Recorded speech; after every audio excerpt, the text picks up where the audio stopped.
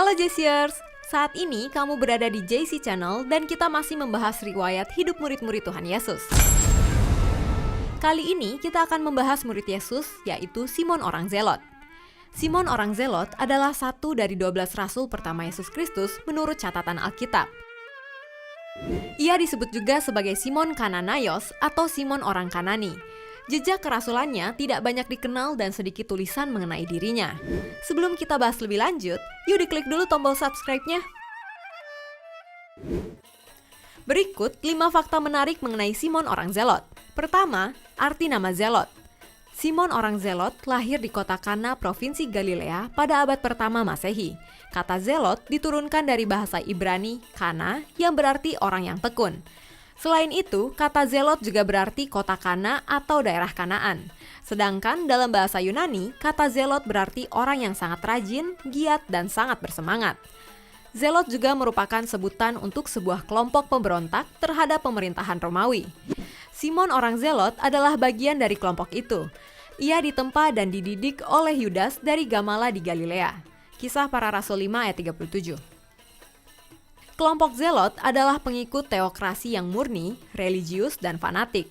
Kelompok ini mendidik para anggotanya untuk berani mati demi kemandirian dan kemajuan bangsa dan agama Yahudi dan sangat merendahkan orang Romawi yang menjajah mereka. Kedua, perjalanan Simon orang Zelot menjadi murid Yesus. Alkitab tidak menceritakan kapan Simon orang Zelot ini pertama kali diajak bergabung menjadi murid Tuhan Yesus. Tetapi, tradisi menyatakan bahwa Tuhan Yesus memanggilnya pada saat yang sama ketika Yesus memanggil Andreas, Simon Petrus, Yakobus, Yohanes, Yudas, dan Tadeus. Matius 4 ayat 18-22. Kita juga tidak menemukan banyak hal berhubungan dengan pelayanan Simon orang Zelot ini. Tetapi, semangatnya dalam mengikut Tuhan serta ketaatannya dalam panggilan menjadi murid adalah hal yang penting yang jelas nampak dalam diri Simon orang Zelot. Ketiga, mengubur ambisi karena mengikut Yesus.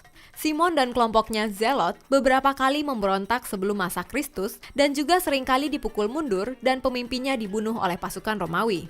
Meskipun kelompok pemberontak bersenjata, orang Zelot rupanya sangat kuat dalam pandangan mesianik. Mereka percaya bahwa akan datang Mesias yang akan mengangkat pedang memimpin Israel mengusir seluruh bangsa asing yang menjajah Israel, termasuk kekaisaran Romawi saat itu. Mulanya, Simon melihat ada hal yang sama dari Tuhan Yesus. Sang Mesias yang diyakini akan membebaskan Israel dari belenggu penjajahan Romawi. Tetapi, pada akhirnya Simon sadar siapa Tuhan Yesus sesungguhnya dan apa yang sesungguhnya dikerjakan Mesias bagi Israel dan bagi dunia. Simon orang Zelot mengubur ambisi, visi, mimpi, dan cita-cita duniawinya untuk tunduk kepada kehendak Kristus bagi dunia. Keempat, lokasi pelayanan Simon orang Zelot. Menurut sumber tradisi gereja Koptik Mesir, bahwa Simon orang Zelot pernah mengabarkan Injil di Mesir, Afrika, Britania, dan Persia. Sedangkan menurut Nicephorus dari Konstantinopel, 758-828 Masehi, menuliskan bahwa Simon yang lahir di Kana, Galilea, yang juga disebut Zelot, setelah menerima Roh Kudus dari sorga, mengadakan perjalanan dari Mesir ke Afrika, lalu Mauritania dan Libya untuk memberitakan Injil. Dan ajaran yang sama dia ajarkan juga di seputar Samudra Atlantik dan kepulauan yang dikenal sebagai Britania. Kelima, kematian Simon orang Zelot. Alkitab tidak membahas seperti apa kematian Simon orang Zelot. Namun kuat dugaan bahwa Simon orang Zelot dan Tadeus, murid Yesus lainnya, keduanya mengalami penyiksaan yang luar biasa.